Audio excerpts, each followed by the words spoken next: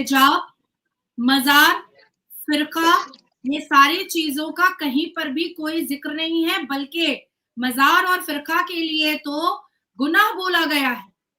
हिजाब is not an essential part of Islam. Hijab is just a culture, that's it, और कुछ भी नहीं है। लेकिन बहुत सारे मौलवी जो है वो चूरन बांटेंगे कि अरे सूरह अल-नूर में तो हिजाब का जिक्र है। लेकिन बात यह है कि रटने वाला मौलाना और समझने वाला मौलाना, दोनों में बड़ा अंतर होता है, बड़ा फर्क होता है। तो मैं तो कोई मौलाना नहीं हूँ, कोई इस्लामिक स्कॉलर भी नहीं हूँ, कोई प्रीचर भी नहीं हूँ, कुछ नहीं। मैं एक साधारण लड़की हूँ जिसने संविधान की किताब पढ़ी है, लेकिन अपने इस्लाम को मैंने बहुत बारीकी से और बहुत डीप डाउन जाकर के पढ़ा है। सूरह अल-नूर में एक वर्ड है जिल्बाब, और जिल्बाब का अर्थ निकलता है लूजर आउटफिट। लूजर आउटफिट और ढका हुआ कपड़ा, ये बार बार हमारे इस्लाम के तहजीब में बताया जाता है कि आपको, महिलाओं को हमेशा थोड़े लूज कपड़े और ढके हुए कपड़े पहनने चाहिए, जिससे किसी की वजू ना टूट जाए, किसी की नीयत ना खराब हो जाए, किसी का नफ्स ना बहक जाए। अब भैया हमारे भारत में तो हमने देखा है कि 9 साल की बच्ची को भी देख करके मदरसे में रेप कर देता है मौलाना। अब 9 साल की बच्ची को देख कर कैसे नफ्स बैठ जाता है। तो hijab is not an essential part of इस्लाम।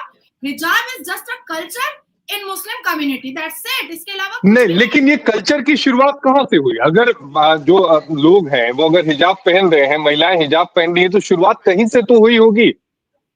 हाँ, मैं आपको बताती हूँ। देखिए, जब हमारा मुगल का पीरियड चल रहा था, आपने भी क्लास 10 तक तो मतलब पढ़ा होगा हिस्ट्री की किताब, हमने भी पढ़ा है। उसके बाद हम अपने अपने अलग अलग स्ट्रीम में तक पढ़ी है। आप बताइए, एंशिएंट इंडियन हिस्ट्री मैंने पढ़ी है, आप बताइए मुझे नाज़िया जी। हाँ, तो उसमें हमने औरंगजेब की बीवी को, या शाहजहां की मुमताज को, या जलालुद्दीन अकबर की किसी बीवी को हमने हिजाब में चित्र देखा है क्या? हिजाब में नहीं, मुझे ध्यान में नहीं है। नहीं है हिजाब में चित्र। वो लोग तो शरारा, गरारा, चूड़ीदार, लहंगा पहना करती थी, वो तो बिल्कुल भी चित्र में नहीं है। अब इसके बाद आता है कि अपने अल कुरान में चले आते हैं, तो अल कुरान में बीबी खदीजा रजी अल्लाह ताला अन्हा का जिक्र है क्या? वो हिजाब में रहती थी। बीबी आयशा का जिक्र है क्या? वो हिजाब में रहती थी। बीबी सफिया का जिक्र है कि वो हिजाब में रहती थी। बीबी जैनब का जिक्र है कि वो हिजाब में रहती थी। या प्रॉफिट मोहम्मद सल्लल्लाहु अलैहि वसल्लम, पीस अपॉन हिम, उनकी जो बेटियां थी जिनके लिए प्रॉफिट मोहम्मद पगड़ी बिछा दिया करते थे, क्या वो हिजाब में रहती थी? नहीं, ऐसा कोई जिक्र ही नहीं है। जैसे टैटूज को बहुत सारे मौलाना हराम बोलते हैं, ये टैटू हराम है, लेकिन हलाल है कि हराम है इसका कोई जिक्र ही नहीं है हमारे अल कुरान में। तो करना ना करना वो कल्चर में आ गया है हिजाब। ये नहीं, लेकिन अगर बार बार आप कल्चर का जिक्र कर रही हैं, मैं आपसे वही सवाल दोहराता हूं और पूछता हूं और समझने की कोशिश करता हूं और दर्शकों को समझाने की कोशिश करता हूं। आपने मुगल पीरियड का जिक्र किया, मैं मानता हूं कि मुगल पीरियड में ऐसा मैंने भी पढ़ा नहीं है, लेकिन फिर आया कहां से, अचानक कैसे आ गया? ये अचानक आया जब शरिया लॉ बना। मुसलमान बेटियों पर डिक्टेटरशिप करने के लिए आया, मुसलमान बेटियों को अपनी मुट्ठी में रखने के लिए आया, मुसलमान बेटियों को आजाद हवा में उड़ना बंद करने के लिए आया, मुसलमान बेटियों का पंख काटने के लिए आया, मुसलमान बेटियों को सिर्फ अपने लस्ट का और अपने सेक्सुअल डिजायर्स का सामान बनाने के लिए आया, मुसलमान बेटियों के मुस्तकबिल को और करियर को नेस्त नाबुद बर्बाद करने के लिए आया। जब जिन्ना और ब्रिटिश बैठ करके शरिया लॉ बनाया, तो उसी वक्त उसने तय कर लिया कि किस किस तरीके से मुसलमान बेटियों के पर कुतरे जाएंगे, पर काटे जाएंगे। ना ही हमारे प्रॉफिट की बेटियों ने हिजाब पहना और ना ही कुरान में जिक्र है। हाँ, ढके हुए कपड़े का जिक्र है। तो ये शरिया से ये कल्चर आया, और ये जिन्ना और ब्रिटिश ने जो बैठ करके 1936 में शरिया कानून बनाया, ये वहीं से आया। अब आप सोचिए कि देवबंद कैसे आ गया हमारे यहाँ। हमारे भारत में देवबंद का क्या काम? हमारे भारत में सर्वोच्च न्यायपालिका है, तो उसमें all India Muslim personal law board का क्या काम है? कानून की किताबें हैं, उसके बाद भी लॉ बोर्ड क्या कर रहा है मुसलमानों का? तो जैसे ये सब कुछ कल्चर में आया और मुसलमान अपने डिक्टेटरशिप को चलाने के लिए ये सारी चीजें क्रिएट किया, उसी तरीके से इस हिजाब को भी क्रिएट किया गया कि बेटियां अगर खुले आम बैठेंगी, बात करेंगी, तो वो बहुत क्रिटिसाइज करेंगी, क्योंकि कहीं ना कहीं मुसलमान बेटियों के दिल में एक चीज तो चुभती है कि एक तरफ सूरह अल बकरा में अल्लाह तबारक ताला कहता है कि मर्द और औरत में उन्होंने कोई भी इनइक्वालिटी नहीं रखी है। सूरह अल बकरा की आयतें कहती है कि मर्द और औरत अल्लाह की नजर में एक है, तो फिर एक भी मुसलमान बेटी प्रॉफिट क्यों नहीं बनी? क्यों नहीं बनी?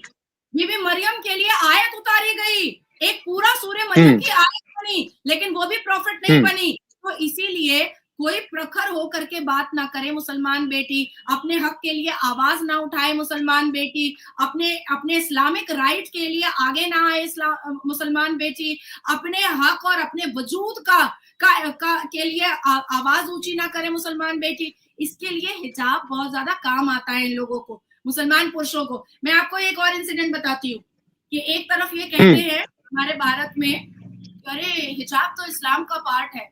उत्तर प्रदेश में एक डिस्ट्रिक्ट में एक लड़की ने हिजाब पे ही मॉडलिंग किया था, पूरा फैशन डिजाइनिंग उसका हिजाब पर ही था। तो उस पर फतवा कैसे लगा?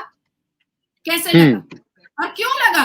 वो तो हिजाब पहन करके फैशन शो कर रही थी, वो तो हिजाब पहन करके रैप कर रही थी, उनका उजू तो दिखाई नहीं दे रहा था, उनका लचकना मटकना तो दिखाई नहीं दे रहा था, फिर फतवा क्यों लगा? देखिए, इनका हिजाब सिर्फ एक बहाना है औरतों को मुट्ठी में लाना है, दैट्स इट।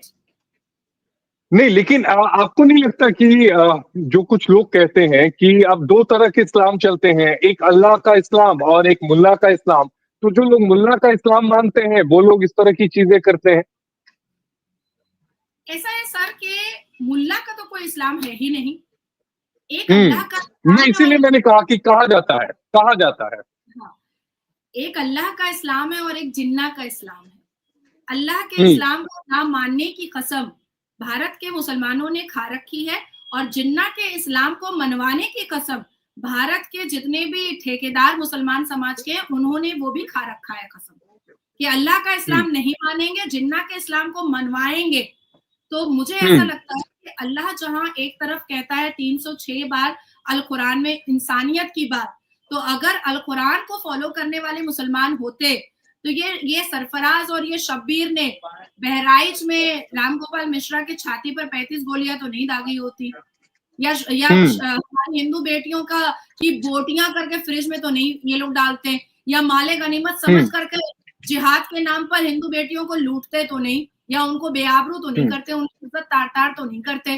तो अल्लाह का इस्लाम एक्चुअली में कोई मान नहीं रहा है, सबके सब जिन्ना का इस्लाम मान रहे हैं।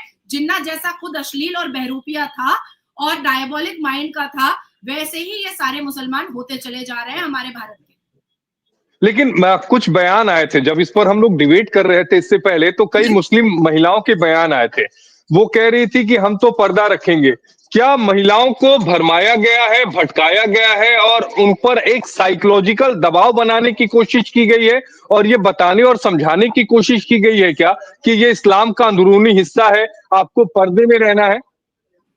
देखिए, हम भी एज अ पैनलिस्ट बैठते हैं या कहीं पर बैठ करके 1 to 1 बात करते हैं, तो लोग बोलते हैं, कई महिलाएं भी बोल देती हैं, it's a matter of choice. मैं एक्सेप्ट करती हूँ, it's a matter of choice.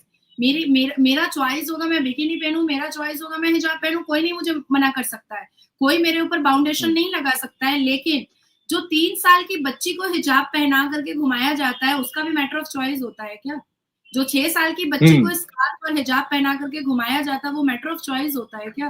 कैसे हो सकता है भाई? 8 साल 10 साल 12 साल की बच्ची को तो ये भी नहीं आइडिया रहता है। आपको मेरी आवाज आ रही है? आपको मेरी आवाज आ रही है? क्या हुआ नाजिया जी, आवाज आ रही है आपको? मैं पूछ रहा हूँ कि इसके पीछे वजह क्या है, क्यों हो रहा है?